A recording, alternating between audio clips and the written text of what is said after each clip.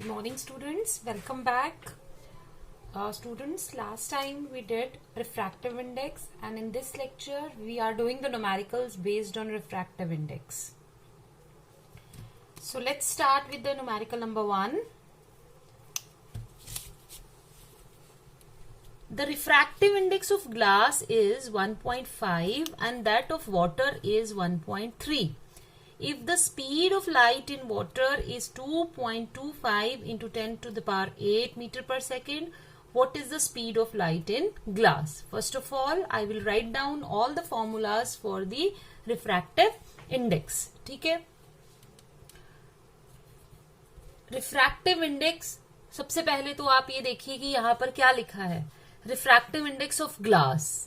तो चिल्ड्रन, जब भी रिफ्रैक्टिव इंडेक्स ऑफ ग्लास लिखा हो और विद रिस्पेक्ट टू कोई दूसरा मीडियम मेंशन ना किया हो, तो it is understood that it is the refractive index of a medium with respect to air. So it is refractive index of glass 1.5. It means ये क्या है?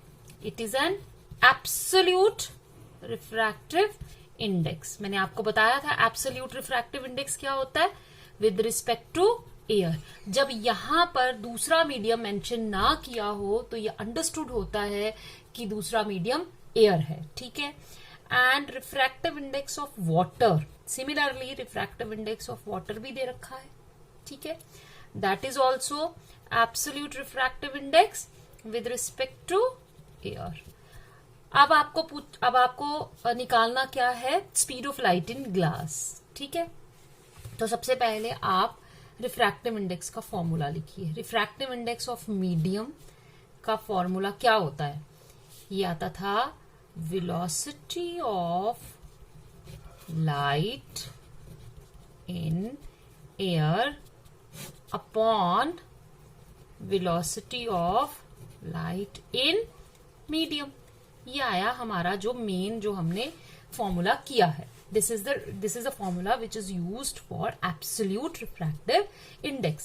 अब आया refractive index of second medium with respect to 1. उसमें क्या होता था? उसमें होता था velocity of the light in medium 1 upon velocity of the light in medium 2. तो हमने यहां पर करना है किसका? Refractive index of glass with respect to water. हम लिख लेते हैं क्या आएगा? Refractive index of glass with respect to water. तो मीडियम 1 यहां पे हो गया वाटर, तो वो आ गया velocity in water upon velocity in glass. ठीक है. अब आपको ये चीज दे रखी है, ये आपका refractive index of glass with respect to water है. तो इसको हम दूसरा तरीका क्या है लिखने का कि refractive index of glass upon refractive index of water. ठीक है. ये भी एक फॉर्मूला था कि refractive index of second medium, यहां मैं साइड पे लिख देती हूँ. Second medium with respect to first medium क्या होता है? Refractive index of second with respect to first. तो हमने इस फॉर्मूला को इसके ऊपर लगाया तो लिखा refractive index of glass with respect to refractive index of water is equal to velocity in water upon velocity in glass. तो हमारे पास किसकी दे रखी है? Velocity in water. ठीक है. तो मैं अभी ऐसे ही लिखूंगी. मुझे निकालनी किसकी है? ग्लास की. आपको पता है ये ग्लास में रिफ्रैक्टिव इंडेक्स है 1.5 और वाटर का है 1.3. और ये क्या है? Velocity of water, velocity of light in water is 2.25 into 10 की पावर 8 मीटर पर second and this we have to find out. तो मैं ये निकाल लूंगी, ये इधर जाएगा, ये और ये कैंसिल. It is 15/13. ये आया 2.25. ठीक है. ये इधर आके क्या हो जाएगा? 13/15. ठीक है. यहां से हम ये हटाएंगे, यहां आ गया हमारा 100 एंड 15 आई थिंक 15 और 1. यस, ये 15. ठीक है. तो आपके पास आया वेलोसिटी इन ग्लास आ जाएगी हमारी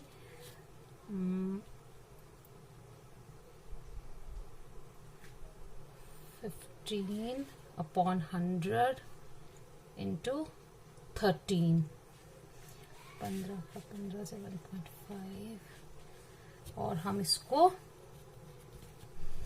13 के साथ मल्टीप्लाई कर लेंगे। 451, ये आया 195। तो मेरा आंसर आएगा 1.95 इंटू 10⁸ मीटर पर सेकेंड। ठीक है, because I am not using calculator, तो मैंने सारी कैलकुलेशंस यहाँ साइड पे कर दी हैं। ये क्या किया है, आप चाहे तो कैलकुलेटर यूज कर सकते हैं, मैं नहीं करती हूँ। आप करेंगे तो आपको इजीली आंसर आपको मिल जाएगा, लेकिन कोशिश करा करिए कि अवॉइड यूजिंग कैलकुलेटर, और यूं ही आप कैलकुलेशंस मल्टीप्लाई और डिवाइड करके ट्राई करा करिए करने की। तो आपके पास ये देखो, यहां से हमने वेलोसिटी ऑफ ग्लास निकालनी थी, ये इधर चला गया, यहां पर ये आ गया, तो आपने कैलकुलेट किया, it is 1.95 approximately 2 into 10⁸ metre पर second is the velocity of the light in glass. ठीक है, चलिए अब सेकेंड करते हैं। Numericals needs a lot of practice. आपको इसकी प्रैक्टिस करनी पड़ेगी, सिर्फ देखने से न्यूमेरिकल नहीं आते, आप खुद भी सॉल्व करेंगे तो आपको आसान लगेंगे ये। Now a light of wavelength 6000 angstrom in water enters a medium with refractive index 1.5. What will be the frequency and wavelength of light in that medium? ठीक है, again here refractive index of medium is given, और with respect to क्या है mention नहीं किया गया, it means it is an absolute refractive index of that medium, और वो क्या है 1.5। ठीक है, अब wavelength of light in air is given, so let us represent it by lambda naught. It is 6000 angstrom, and angstrom means क्या होता है 10⁻⁻10 मीटर। ठीक है, what will be the frequency and wavelength of light in that medium? तो सबसे पहले तो मैं आपको एक चीज यहां पर लिखने वाली हूं कि whenever, मैंने पहले भी बताया था, whenever a light travels from one medium to another, दो फैक्टर्स चेंज होते हैं और एक फैक्टर जो है, एक पैरामीटर जो है वो चेंज नहीं होता। जो दो पैरामीटर चेंज होते हैं वो क्या है, velocity and wavelength of light changes, and the parameter which remains the same is frequency, and frequency remains the same। ठीक है, तो जो एयर में होगी फ्रीक्वेंसी वही उस मीडियम में होगी, तो हम लोग एयर की निकालेंगे वही उस मीडियम में होगी।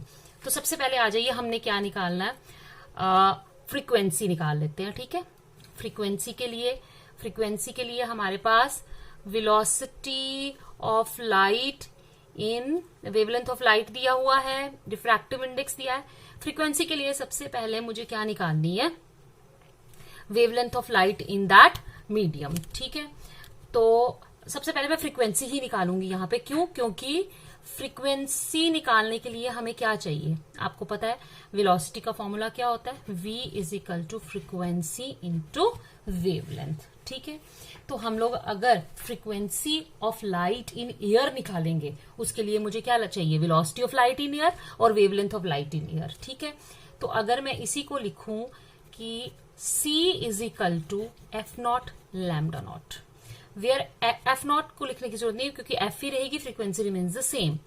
F is the frequency of the light whether it is in air और it is in any other medium. तो यहां पर हम वेलोसिटी ऑफ लाइट का फॉर्मूला लगाएंगे, वो आएगा 3 इंटू 10⁸। फ्रीक्वेंसी निकालनी है, यहां पर आ गया 6000 इंटू 10⁻⁻10। तो यहां से हम देखेंगे फ्रीक्वेंसी कितनी निकलेगी मेरी, 3 इंटू 10⁸ अपॉन 6000 इंटू 10⁻⁻10। ठीक है, तो अगर मैं इसकी कैलकुलेशंस करती हूं यहां पर, तो मैंने क्या किया, यहां से ले लिया 3 0 और 10 की पावर यहां रखी 7। ठीक है, यहाँ आया 6, 1, 2, 3 और ये भी क्या आ गया मेरा 10 की पावर -7, ये कट गया मेरा 5 और ये आया 5 इंटू 10 की पावर 14 हर्ट्ज, ये -7 ऊपर जाएगा तो +7 बनाएगा। ठीक है, तो ये फ्रीक्वेंसी निकल गई एयर में और यही फ्रीक्वेंसी होगी क्योंकि फ्रीक्वेंसी रिमेन्स द सेम, यही होगी मीडियम में। अब आ जाइए wavelength of light in that medium. तो मुझे लगता है कि रिफ्रैक्टिव इंडेक्स का हम लोगों ने फॉर्मूला किया है, एब्सोल्यूट रिफ्रैक्टिव इंडेक्स का फॉर्मूला अगर C बाय क्या है V। ठीक है, इसको मैं लिख सकती हूँ F lambda naught F lambda, frequency is same so it will be cancelled out. तो यहाँ पे आ गया लैम्डा नॉट अपॉन लैम्डा। ठीक है, ये मुझे दे रखा है, ये क्या है, it is 1.5, it is 6000 into 10 की पावर -10 और ये लैम्डा मुझे निकालना है। तो लैम्डा आ गया 1. This lambda is equal to 6, ये लैम्डा दे जाएगा 6000 10 की पावर -10 अपॉन क्या आएगा 1.5। ठीक है, यहां से मैंने इसको हटाया, ऊपर चला गया 10, ये कटा मेरा 4। ठीक है, तो मेरे पास आ गया 4000 इंटू 10 की power -10 metre, it means 4000 angstroms. ठीक है, तो मेरे आंसर्स क्या निकले, एक तो फ्रीक्वेंसी निकली मेरी 5 इंटू 10⁻14 हर्ट्ज और वेवलेंथ उस मीडियम में, इसको लैम्डा एम से रिप्रेजेंट करिए, वो क्या निकली 4000 इंटू 10 की पावर -10 यानी 4000 एंगस्ट्रॉम्स। जब आप ये न्यूमेरिकल्स करेंगे तो आपको और क्लियर हो जाएगा कि हम कैसे ये करते हैं, फॉर्मूले कैसे अप्लाई करने हैं। This is all a matter of practice, the more you practice the more you attain proficiency in it. ठीक है,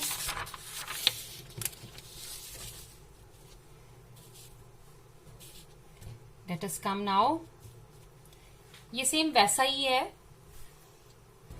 light of wavelength 6000 angstrom enters from air into water. ठीक है, तो आपके पास आ गया wavelength in air is equal to clear into water, a medium of refractive index 4.3। ठीक है, तो वाटर का refractive index with respect to air आ गया 4/3। तो आपको क्या निकालना है, we have to find out the speed, wavelength and frequency of light in water. ठीक, तो फ्रीक्वेंसी निकालने के लिए तो सेम वही तरीका है।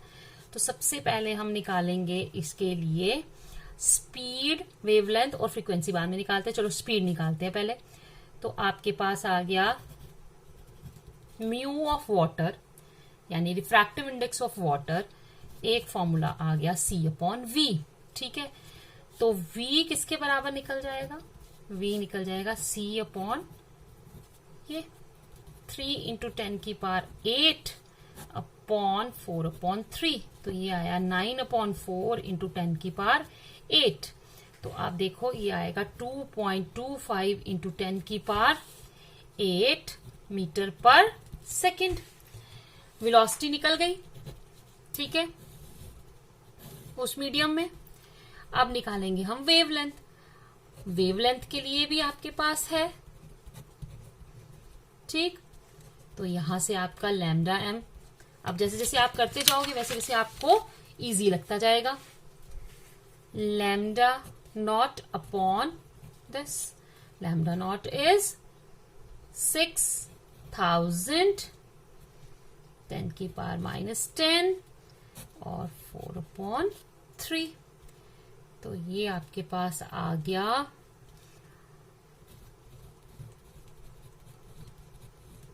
इंटू 3/4। ठीक, तो मैं फिर से इसको यहां से काट लूंगी। ये कितना आया 15। तो मेरा आंसर आया 15 इंटू 3 कितना होता है 4500 एंगस्ट्रॉम्स। ठीक है, नाउ फॉर फ्रीक्वेंसी, आपको पता है मैं दोनों में से कोई भी वेलोसिटी किस या एयर में यूज करूं या मीडियम में, frequency will remain the same. तो आपके पास फ्रीक्वेंसी आएगी c अपॉन लैम्डा नॉट। और अगर मैं एयर में यूज कर रही हूं तो यहां पे लैम्डा भी मुझे एयर वाला यूज करना पड़ेगा।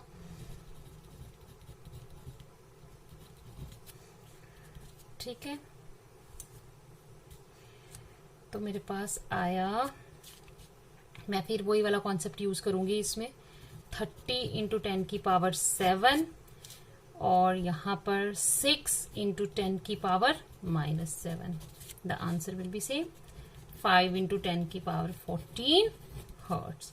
तो फ्रीक्वेंसी मेरी ये आ गई।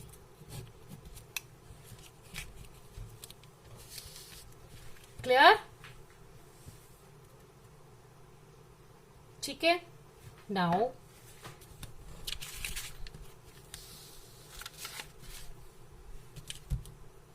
next question. For the same angle of incidence, the angles of refraction in three different media A, B and C are 15 degree, 25 degree and 35 degree respectively. In which medium will the velocity of light be minimum? ठीक है, तो अब आप देखिए यहां पर हम refractive index के दो फॉर्मूले यूज करेंगे। अगर आपको याद होगा तो मैंने आपको स्नेल्स लॉ को याद करने का एक आसान तरीका बताया था। वो क्या होता है कि अगर सपोज आपके पास ये मीडियम है, इसमें आपका रिफ्रैक्टिव इंडेक्स आ गया μ1, इसमें क्या आ गया μ2। ठीक है, तो आपका ये एंगल है इंसिडेंस और ये एंगल है रिफ्रैक्शन। तो हम लोग इसको कैसे याद करते थे?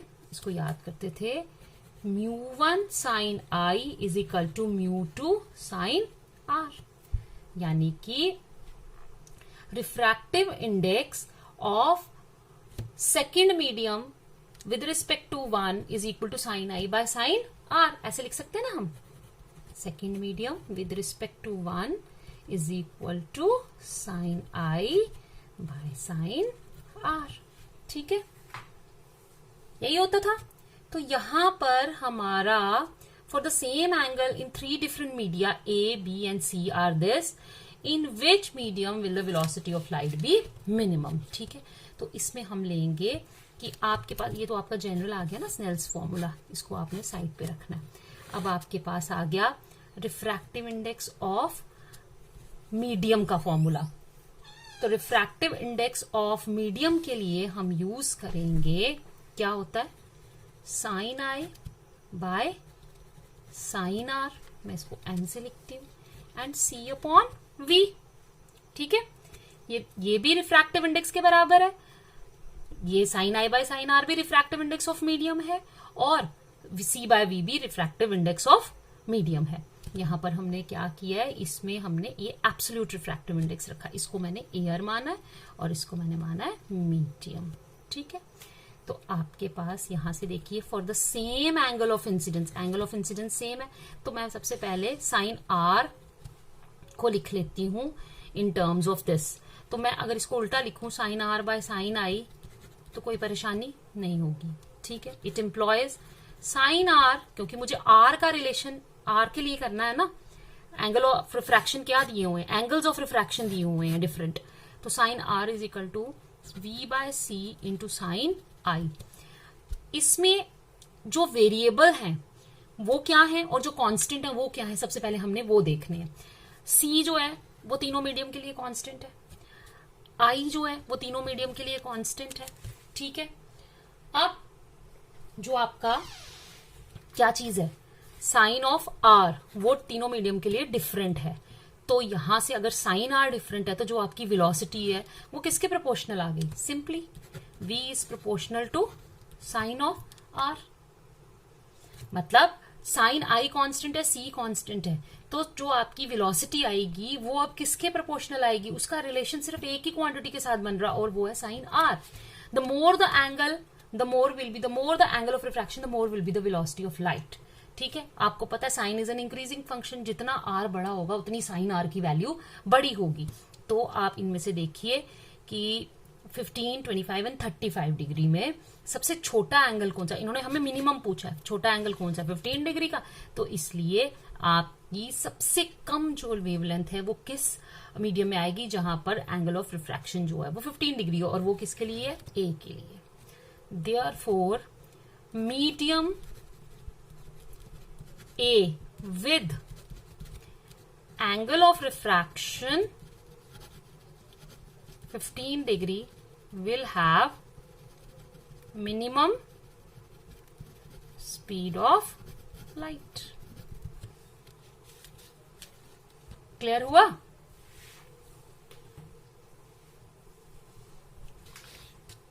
ठीक है,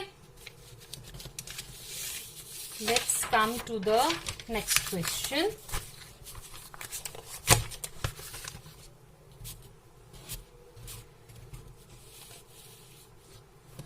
It's very simple.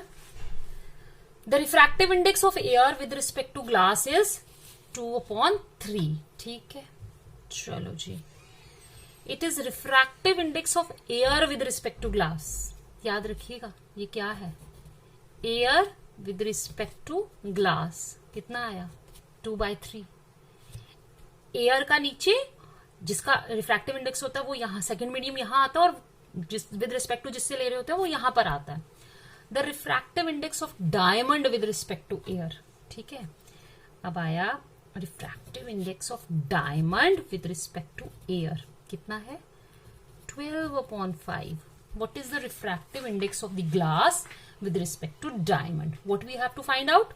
Refractive index of glass with respect to diamond. सबसे पहले तो मैं लिखूंगी कि refractive index of diamond with respect to glass को मैं क्या लिख सकती हूं. ठीक है, ये जो है ये absolute refractive index of diamond, this is absolute refractive index of glass. आपको यहां पे absolute refractive index of diamond तो दे रखा है, ठीक है, लेकिन absolute refractive index of glass directly नहीं दिया है, वो उल्टा दिया है. क्लियर हुआ? तो अब हम लिखेंगे यहां पर कि रिफ्रैक्टिव इंडेक्स में यहां से ही लिख लूंगी कि अगर मेरा एयर का with respect to glass is 2/3 है तो ग्लास का विद रिस्पेक्ट टू एयर कितना हो जाएगा?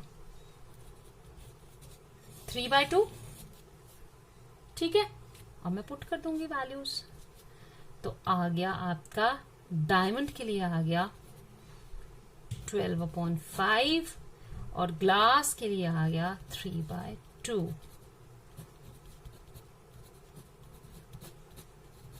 ये क्या आया? 8/5.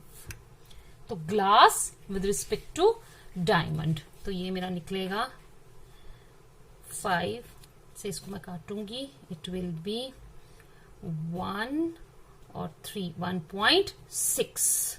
तो refractive index of glass with respect to diamond is 1.6.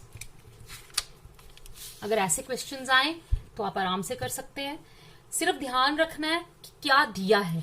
यहां पर आपको एयर का रिफ्रैक्टिव इंडेक्स दिया with respect to glass, and you know कि ये क्या होते हैं, these are the reciprocals. Refractive index of one medium with respect to other is reciprocal of the refractive index of the first with respect to second. यानी ये चीज आपने 1/this ये मैंने इसमें यूज किया है. ठीक है, now the light is incident from air. ठीक है, will draw the diagram here. ये हमारा एक मीडियम है, यहां से इंसिडेंट हो रही है लाइट. इसका रिफ्रैक्टिव इंडेक्स कितना है? Mu is equal to 1. This is a normal at an angle of 60 degree. तो मैंने ये 60 डिग्री नहीं बनाया, चलो 60 डिग्री बना लेते हैं. Then at an angle of into the medium. ठीक है, तो मीडियम ये आ रही है, सॉरी, मीडियम के पास हमें ये एंगल ऑफ रिफ्रैक्शन निकालना है एंड एंगल ऑफ डिविएशन निकालना है. एंगल ऑफ डिविएशन क्या होता है? I tell you. यहां पर आ गया रिफ्रैक्टिव इंडेक्स कितना? Mu is equal to √3. तो first of all we have to find out this angle of refraction R. वो कैसे निकलेगा? Solution using Snell's law. ठीक है, स्नेल्स लॉ क्या कहता है? यहां का रिफ्रैक्टिव इंडेक्स उठाइए, यहां का एंगल उठाइए, क्या आएगा? μ1 sine of 60 degree is equal to μ2 sine of r. μ1 is given 1, तो ये आया sine of 60 degree, it is √3, और ये आया साइन ऑफ r. ठीक है. What is sine 60 degree? Sine 60 degree की वैल्यू क्या होती है? √3/2. ये और ये cancel. Sine r is equal to 1/2. तो बताइए मुझे कि अगर sine r is equal to 1/2, तो किस एंगल के लिए साइन की वैल्यू 1/2 होती है? That is 30 degree. तो मेरा ये एंगल कितना आया? 30 degree. Now what is angle of deviation? Deviation का मतलब क्या होता है? अपने रास्ते से भटकना. अगर सपोज ये मीडियम ना होता तो ये लाइट कहाँ जा रही होती? सीधे अपने रास्ते. लेकिन इसको ये मीडियम मिला था, इसलिए ये टुवर्ड्स द नॉर्मल बेंड हो गई थी. अगर ये लाइट सीधी जा रही होती तो ये पूरा एंगल क्या होता? वर्टिकली ऑपोजिट एंगल ये भी कितना होता? 60 डिग्री. लेकिन ये एंगल ऑफ रिफ्रैक्शन इसमें से निकल गया. तो एंगल ऑफ डिविएशन यानी जिस एंगल से ये डिविएट हुई है, that angle is known as angle of deviation. देखो मतलब कि अगर ये बाउंड्री ना होती तो ये लाइट सीधा अपने पाथ से यहां से जा रही होती. ये वाला रास्ता होता है इसका. लेकिन क्योंकि इसको रास्ते में ये बाउंड्री मिल गई, ये मीडियम मिल गया, तो ये अपने रास्ते से भटक गई और यहां चली गई. एंगल ऑफ रिफ्रैक्शन इसने इतना बना दिया. तो जिस एंगल से ये भटकी है अपने रास्ते से, ये ओरिजिनल पाथ होता, लेकिन एक्चुअली है ये, तो जिस एंगल से ये भटकी है उसको कहते हैं एंगल ऑफ डिविएशन. सो अगर ये पूरा एंगल 60 डिग्री होता और ये एंगल बीच में से 30 डिग्री रिफ्रैक्शन का निकल गया, तो जो बाकी बचा वो कितना है? That is angle of deviation, that is 60 minus 30 is equal to 30 degree. तो एंगल ऑफ डिविएशन डेल्टा यहां मैं लिखूंगी, it is I minus R, that is 60 degree minus 30 degree, and it is equal to 30 degree.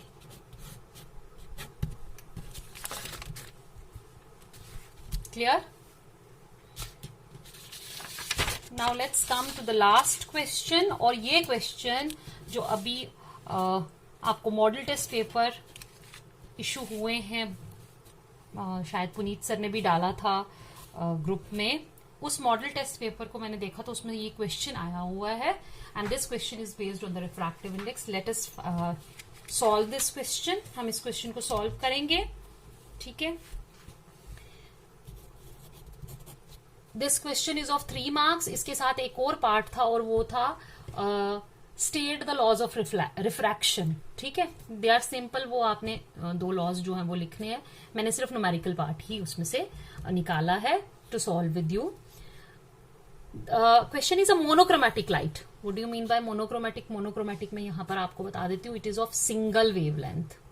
Mono means single and chromatic is related to wavelength, means color. Chromatic is color and color here is for wavelength. ठीक है. A monochromatic light of wavelength 589 nanometer is incident from air on water surface. ठीक है. तो मैं diagrammatically देखते हैं हम लोग. This is air and there is a wavelength of light. ये इसके ऊपर आ रही है. This is an angle of incidence. This is air है, तो आपको पता है इसका रिफ्रैक्टिव इंडेक्स, तो यू नो इट इज 1 ही होगा. ठीक है. Then it is refracted into the medium which is water. ये एयर है एंड दिस इज वाटर. ये वाटर में जा रही है, तो it will bend towards the normal. This is angle of refraction और इसका हमें रिफ्रैक्टिव इंडेक्स दे रखा हुआ है 1.33. This is your incident ray and this is your refracted ray. Refracted ray. आपको क्या पूछा है? You have been asked to find the wavelength, frequency and speed of the refracted light. Obviously ये जो refracted light है ये किस में लाई कर रही है? इन द मीडियम वाटर, मतलब वाटर में लाई कर रही है. तो जो भी चीजें आपने ये निकालनी है, wavelength, frequency, speed of light, ये बेसिकली किस में निकालनी है? वाटर में निकालनी है. तो मैंने डायग्राम इसीलिए बनाया ताकि आपको क्लियर हो जाए कि रिफ्रैक्टेड लाइट का मतलब क्या हुआ. कि रिफ्रैक्टेड लाइट जो है that lies in the medium, जिसमें लाइट एंटर कर रही है, एंड दैट इज वाटर। तो ये जो तीनों पैरामीटर्स हैं ये किस में निकालने हैं आपको, मीडियम 2 में। अगर यहाँ रिफ्रैक्टेड की जगह लिखा होता रिफ्लेक्टेड तो वो किस में होने थे, मीडियम 1 एयर में। ठीक है, तो लेट्स स्टार्ट। सबसे पहले आपको निकालना, ये क्वेश्चन हमने पहले भी इस तरीके का किया है, but since it has been given in the sample paper तो मैं आपके साथ ये दोबारा से सॉल्व कर रही हूँ। Wavelength, frequency and speed. तो वेवलेंथ से ही स्टार्ट करेंगे हम। मैं अब डायरेक्ट फॉर्मूला लिखूंगी। ठीक है, मीडियम यहां पर है वाटर, वो आ गया 1.33, और wavelength of light in air is given 589 nanometre. Nano means 10 to the power -9। तो हमने लैम्डा एम निकालना है। लैम्डा एम आ गया इधर, तो 589 इंटू 10 की पावर -3 अपॉन 1.33। ठीक है, तो मैं इसको सॉल्व करूंगी तो ये हमारा आ जाएगा यहां से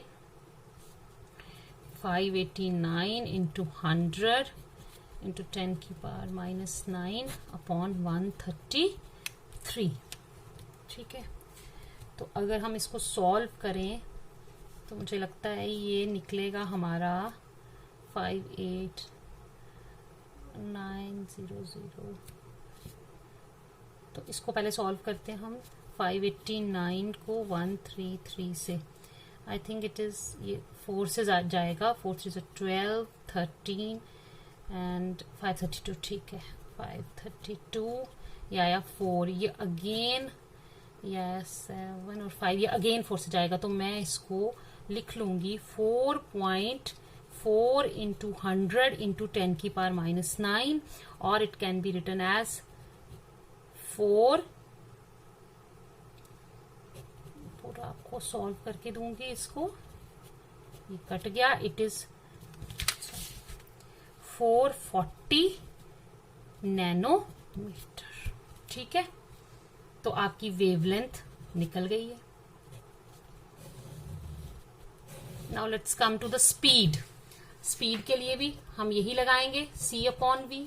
it employs V is equal to C upon mu M. C आ गया हमारा 3 इंटू 10 की पावर 8 अपॉन 1.33। ठीक है,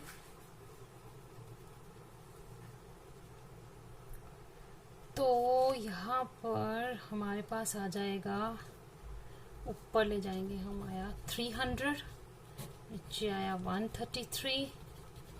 ठीक है, तो 300 और 133 दैट इज 2 से जाएगा, ये 266, ये आया 4, ये अगेन कितना आ रहा है 3।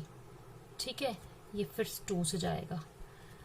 तो अभी तक तो वैसे भी आपको पता चल ही गया है कि क्या आएगा आंसर इसका, 2.2 into 10 to the power 8 metre पर सेकेंड। हमने इतने सारे क्वेश्चन किए, उसमें हमने देखा कि velocity of the light in water कितनी आती है, 2.2 into 2.25 into 10 to the power 8 metre पर सेकेंड। और अब हमने निकालनी है फ्रीक्वेंसी। फ्रीक्वेंसी वही है कि अगर फ्रीक्वेंसी आप एयर में निकालो या वाटर में निकालो, it will remain the same. तो दोनों में से कोई किसी के भी हम दोनों चीजें पैरामीटर उठा के देखेंगे और सॉल्व करेंगे। तो मैं यही वाला लगाऊंगी। ठीक है, तो फ्रीक्वेंसी किसके बराबर आ गई मेरी, और यहां पर वेवलेंथ आई हमारी 500 -9। ठीक है, तो ये मेरा निकला यहां से 3, मैं यहां से ले लेती हूँ 3000। ठीक है, 1 2 3, और यहां पर कितना बच गया मेरा 5, क्योंकि मैंने 5 इससे ले लिए। ये आ गया मेरा 589, और ये ऊपर चला गया, ये आ गया, एंड इसको अगर मैं सॉल्व करूंगी it will be I think near about 5 into 10 raise to power 14 hertz. So this is the frequency, and frequency remains same in all the media. तो यही फ्रीक्वेंसी किसमें होगी, वाटर में भी होगी। So this is your numerical. तो I hope कि अगर आप प्रैक्टिस करेंगे तो आपको अच्छे से ये न्यूमेरिकल सॉल्व करने आ जाएंगे। तो I request all of you to please go through all these numericals, write down them in your notebooks. आप इनको अपनी कॉपी पे लिखिए, do give it a practice. और उसके बाद आप कुछ क्वेश्चंस मैं फिर दोबारा से आपको एज एन असाइनमेंट भी दूंगी, आप वो क्वेश्चंस प्रैक्टिस वर्क में करिए। अगर कहीं डिफिकल्टी आएगी तो आप बताना, मैं आपको उसके सॉल्यूशंस भी पोस्ट कर दूंगी। So students, that is all what we had for today. Thanks a lot, goodbye, stay home, stay safe.